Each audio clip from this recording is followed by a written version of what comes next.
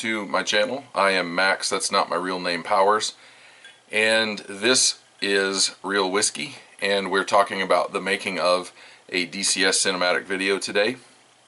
And the reason I wanted to make this video is because there's so much work that goes into a cinematic video, and I don't get a lot of views from my cinematics. Some people do.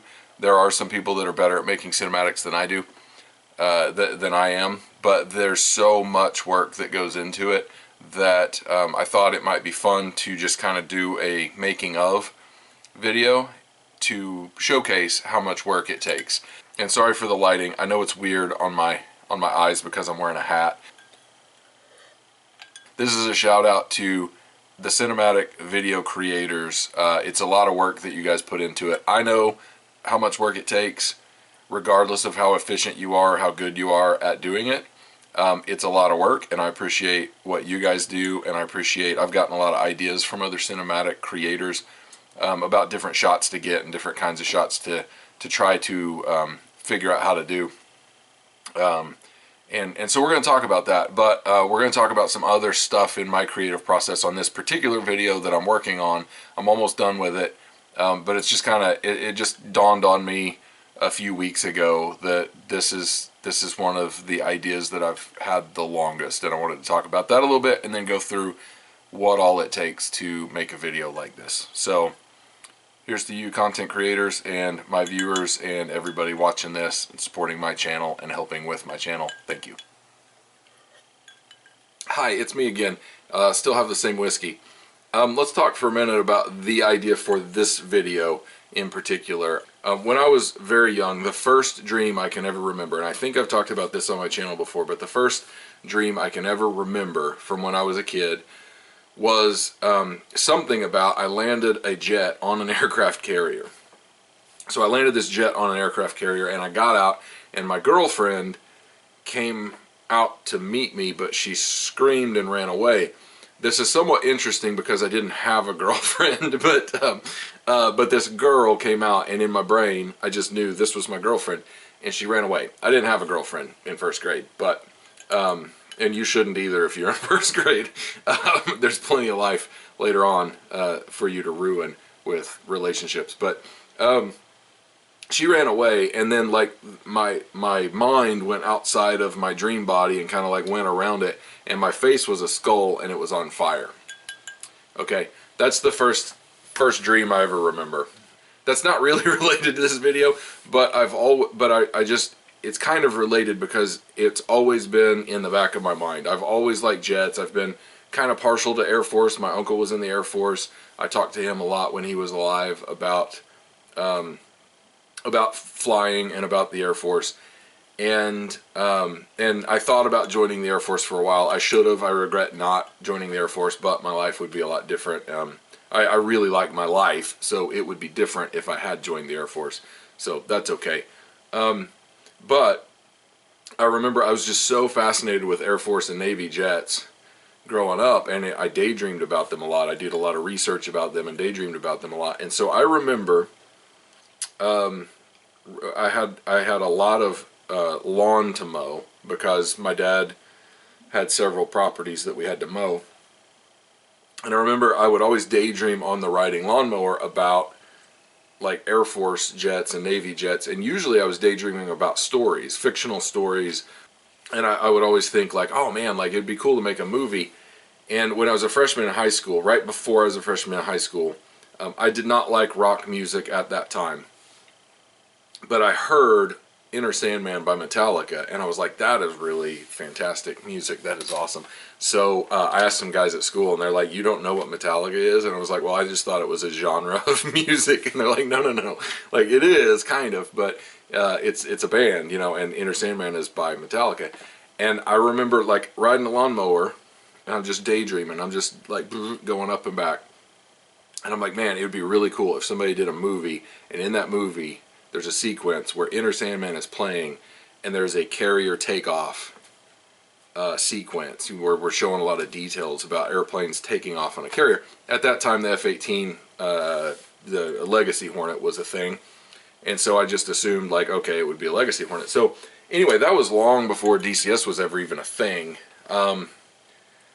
And even after I started making cinematics in DCS, it just didn't dawn on me that I'd thought about making a movie once upon a time. And so anyway, I made my Fuel F-16 video back in December, I think, or maybe November, and that was fun. And I've got all these like rock songs in my head that are like, okay, it'd be cool to do a cinematic to that. It would be cool to do a cinematic to that. And somebody said, hey, you should use a song off the Black album and do a video of that. And I'm thinking, yeah, like, of course I should, because the Black album's my favorite. And in my head, like at that time, I was thinking, I'm gonna do Wherever I May Roam, and I don't know exactly what I'm gonna do, but I love that song. And like a week went by, and I thought, wait, when I was 12 years old, I decided that it would be really cool to do Inner Sandman with carrier operations. Like, why am I just now remembering that? Why is that just now coming back to me? So that's the genesis of this video. And I can honestly say that this video, while it may not be the best cinematic ever, it's going to be my favorite that I've ever done, and it is literally the fulfillment of a lifelong dream. Because I'm not in the movie business, and I'll never be in the movie business. I could have gone into the movie business, but it was highly unlikely that I would have been put in a position where I could get F-18s on a carrier deck and get the rights to Inner Sandman and make a movie sequence based on that idea. So not only has DCS allowed so many of us to kind of live this fantasy of like getting to familiarize ourselves with military jets and fly very detailed flight simulators where we can learn the processes and procedures and do things that we can't do in real life. You know, like there are people who are real fighter pilots who play DCS. Most of us are not real fighter pilots. Most of us, even if we were in the Air Force, which I was not, but even if we were in the Air Force or the Navy or whatever, we might not have even been pilots. We might have been working on other things. So it's a big deal. DCS is a big deal, and it allows us to really do some things that that we wouldn't otherwise get to do. But in addition to that, this video has allowed me to do something that I have literally been thinking of since the age of 12. So that is 30 years of me off and on just thinking about like, oh, how cool would this be? How cool would this idea be? And I remember thinking at the age of 12, or maybe it was 13, it was somewhere in there, but at the age of 12 or 13, I just remember thinking like, okay, at this point I'm going to raise the gear. At this point is going to be the catapult launch. At this point, so I've been storyboarding this idea for 30 years. I haven't been able to do everything I wanted to do because of the limitations of the replay cameras and things like that. There's only so much you can do, but it is literally the culmination of 30 years of off and on contemplation.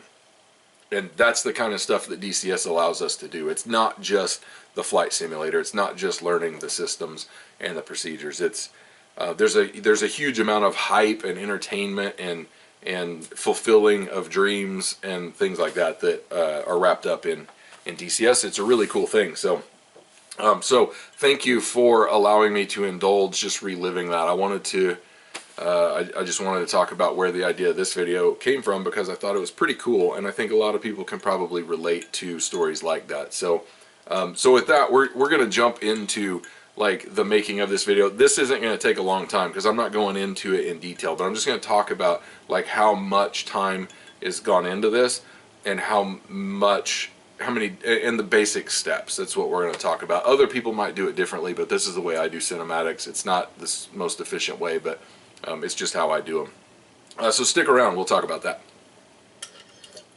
Okay, so the first thing I do is I just come up with an idea, and I don't really storyboard things. There have been times in the past where I've storyboarded. I've kind of, I don't sketch it out, but I kind of write down, or I'll build a spreadsheet with like, okay, here's this scene that I want to do. It's made up of this little thing and this little thing and this little thing.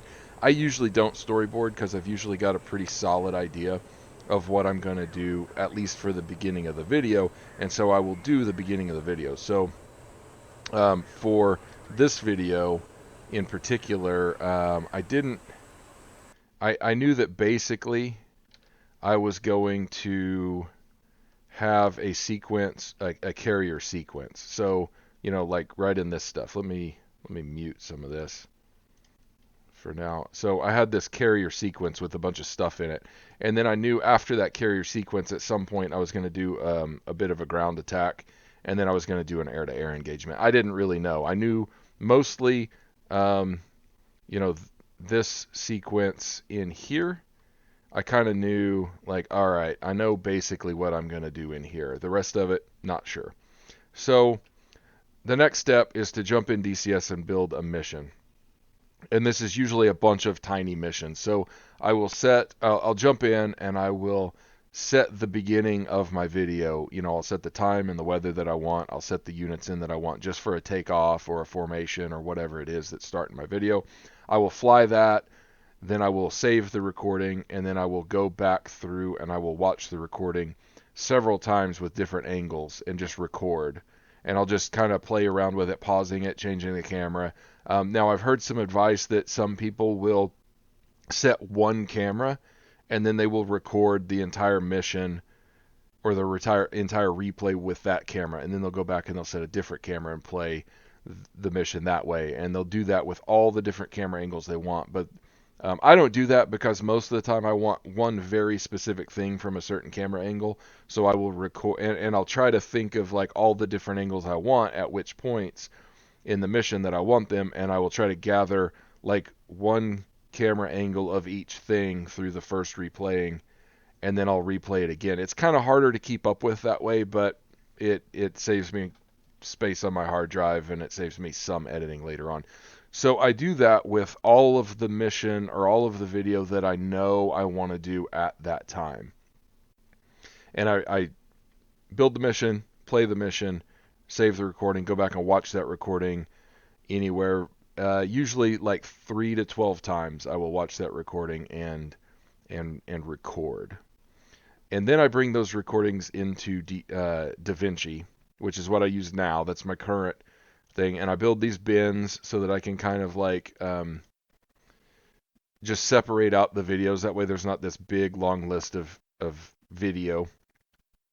And then I will bring them in. Usually I will bring in everything that's going to be in a certain scene all at the same time. So if I take my takeoff videos, I'll just bring them into the timeline. I do my rough volume estimates. I'll change the volume as needed to start off with. I might make finer adjustments later. But then I kind of scroll through and chop out. Like this one's an in-cockpit view. So maybe I don't need that. Maybe I need part of it. Maybe I don't. But then usually what I will do is I will go through and I will just clip out, and you don't have to be super accurate here, but I will clip out anything that has sound, or rather I'm clipping out anything that doesn't have sound. So these will go away. Okay? All the segments that don't have sound will go away. And sometimes if I know that there's a clip that like, oh, that just didn't work out, I won't keep it. I'll go ahead and delete it. But I just go through and I make some rough clips. You can stretch these back out if you clip out a part that you don't want. And I just get rid of all that, and I collapse all this down so that I've got just my good clips, just the camera views that I want, right? And then usually I've got like multiples of the same thing. So like this is all the same mission, it's just different angles. So at this point I will start, like let's clip some of these out. We're just going to pretend they're the exact same thing. They should be, but I don't know that I'm getting the exact ones. But we'll just take some of these. I've already done all of this editing, so it's not that big of a deal. So I'll kind of stack them up together, and then I'll start moving them around a little bit. So like, okay, this one, these two are the same thing. They're not. Okay, yeah, that's right. They're not. But let's pretend they're the same thing. Like these two are the same thing. So then I kind of go through and I'm going, which one do I want, or do I want to cut this one in the middle and cut this one at the exact same point and then stack them up next to each other so that it's the exact same scene, but like, okay, this is happening, and then it cuts to a different angle. And again, these aren't the same clip. These aren't from the same part, so it doesn't really work here. But I'll show you an example. Okay, so here, this is the exact same, these two are the exact same sequence, they're just from different angles. So here we've got that, and then here we've got that, and then here we've got that. These are all like very, they're in sequence, they're in time, they're just different camera angles. So I will eventually get to a point where I have everything lined up the way I want, and then I start stacking them up in here with the music. I bring the music in, and I can start making specific cuts on beats. And sometimes you can't get it exactly on the beat because it goes frame by frame. So like this beat, I couldn't really capture quite right, but you get it close and you start playing with the timing of it and you get it all set up, right? And I'll do that with that first sequence, and then I save it and I go back and I play my next sequence. So we get the whole takeoff, and then it's like, okay, well now I've got to fly in formation a little bit, get some formation. I've got to do a refueling and get some refueling scenes. I've got to do the ground attack and get those. So I will do those, and I'll get a basic rough outline of what's going on.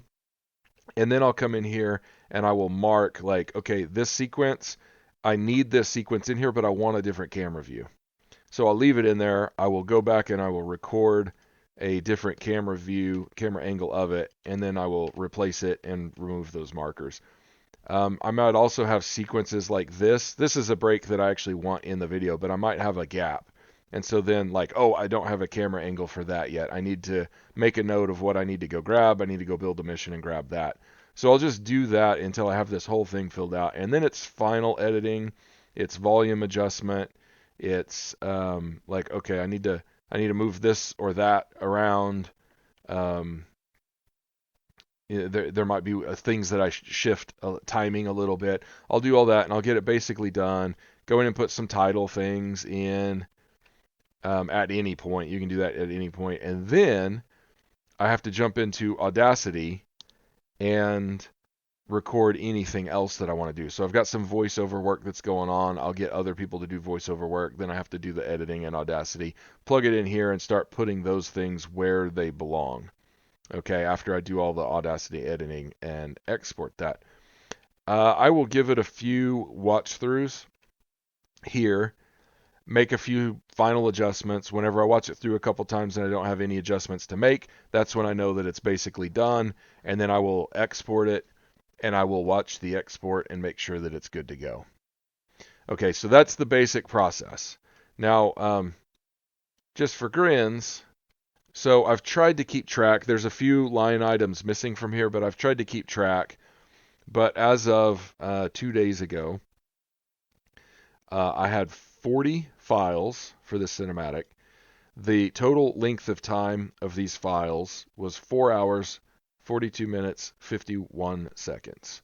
It was 37.3 gigabytes of data. Okay. So you can see here that this is with my titles and everything, this is a 5 minute and 53-second video with an additional frame. Okay, 5 minutes and 6 minutes. Let's call it 6 minutes. That comes from 4 hours, 42 minutes, and 51 seconds of footage that I recorded in DCS. This is my time. So far, this cinematic video has taken 13 hours of my time. Now, if my company were paying me, that would be basically a $500 video based on how much I get paid to do my actual job. But it is a lot of work, just so everybody knows. It's a ton of work. And so once again, I just want to wrap this video up. I thank you guys for watching. Stay tuned for this actual cinematic. I'm really excited about it, but I just want to reiterate that I am super just, I guess, proud, or I love the cinematics that are out there, the DCS cinematics, the fact that people take this much time and effort into making cinematics. I don't watch every cinematic out there. There's some that just don't like trip my hammer, I guess, but there are a lot that I watch that I just really enjoy because it's a labor of love, and people do it because they like it, they enjoy it, they get fulfillment out of it, but they also do it for you and for your entertainment. So that's why I do it. I hope everybody appreciates the effort, and I hope that it helps DCS in general. I hope it brings people to DCS when they see this video and they get a little bit hyped about the F-18 flying around and destroying things to the sounds of Metallica. And if you like these videos or if you get some enjoyment out of it, just consider donating to a charity and telling me about it. That's the primary thing that I really enjoy hearing about, and I take that as you supporting my channel. If you don't want to do that, or you want to go above and beyond, obviously the likes and the subscribes and the notifications and all that, watch the ads on my videos, things like that. But also consider joining the channel. It is $1.99 a month, and you basically don't get much. You're basically supporting my channel because the like 60 cents I'm gonna make off of this cinematic, Lars gets that. I don't get it. So if you join my channel, you get some benefits, but mostly you're just supporting me and saying thanks for the work that I do. But don't feel like you have to do that. Again, I'd rather you give to a charity if it's between the two. But definitely tell me about the charities you give to. It warms my heart. And with all that being said, thanks again for watching, and stay tuned for the other video. Peace out.